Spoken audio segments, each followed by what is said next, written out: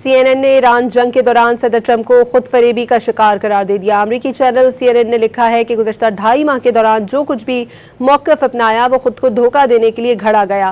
صدر ٹرمپ نے ایران کو ایک ایسے فریق کے طور پر پیش کیا جو معاہدہ کرنے کے لیے بےتاب ہے اور باور کرایا کہ جیسے یہ معاہدہ بس ہونے ہی والا ہے۔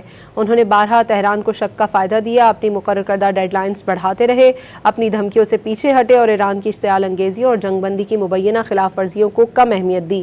CNN نے لکھا ہے کہ اس صورتحال میں یہ تاثر کافی واضح ہو گیا ہے کہ ٹرمپ میں دوبارہ جنگ کرنے کا حوصلہ نہیں رہا اور ایران ان کی اسی کمزوری سے فائدہ اٹھا رہا ہے۔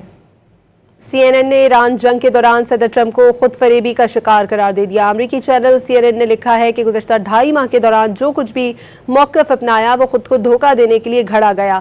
صدر ٹرمپ نے ایران کو ایک ایسے فریق کے طور پر پیش کیا جو معاہدہ کرنے کے لیے بےتاب ہے اور باور کرایا کہ جیسے یہ معاہدہ بس ہونے ہی والا ہے۔ انہوں نے بارہا تہران کو شک کا فائدہ دیا، اپنی مقرر کردہ ڈیڈ لائنز بڑھاتے رہے، اپنی دھمکیوں سے پیچھے ہٹے اور ایران کی اشتعال انگیزیوں اور جنگ بندی کی مبینہ خلاف ورزیوں کو کم اہمیت دی۔ CNN نے لکھا ہے کہ اس صورتحال میں یہ تاثر کافی واضح ہو گیا ہے کہ ٹرمپ میں دوبارہ جنگ کرنے کا حوصلہ نہیں رہا اور ایران ان کی اسی کمزوری سے فائدہ اٹھا رہا ہے۔